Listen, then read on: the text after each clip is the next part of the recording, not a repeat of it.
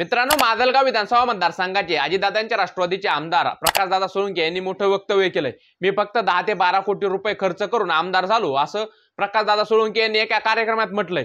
नेमकं प्रकरण काय आहे आणि या प्रकरणामुळे प्रकाश सोळंके हे अडचणीत येऊ शकतात का ते आपण या व्हिडिओमध्ये पाहू।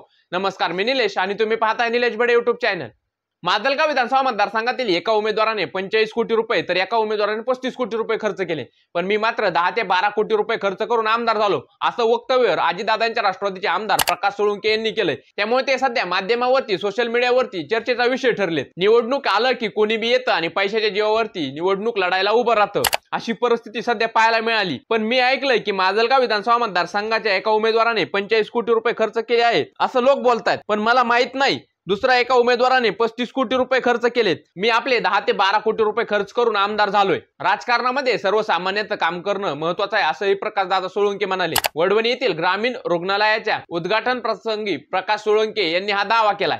पण या दाव्यामुळे माजलगावचे आमदार प्रकाश सोळंके अडचणीत येऊ शकतात, कारण निवडणूक आयोगाने निवडणूक लढताना विधानसभेच्या निवडणुकीसाठी किंवा लोकसभेच्या निवडणुकीसाठी किंवा कोणतीही निवडणूक असो, प्रत्येक निवडणुकीसाठी ठराविक खर्च नेमून दिलेला आहे। त्या खर्चाच्या वरती त्या उमेदवाराला खर्च करता येत नाही। आता विधानसभा निवडणुकीसाठी किती खर्च आहे ते आपण पाहू। महाराष्ट्र विधानसभा निवडणुकीसाठी निवडणूक आयोगाने 40 लाख रुपये खर्चाची अट घालून दिलेली आहे। विधानसभा निवडणूक लढवणाऱ्या प्रत्येक उमेदवाराला 40 लाखाच्या वरती प्रचारामध्ये खर्च करता येत नाही। पण प्रकाश सोळंके यांनी मी 10 ते 12 कोटी रुपये खर्च केलेत असं म्हटले असल्यामुळे त्यांच्यावरती आता प्रश्नचिन्ह उपस्थित होत आहे।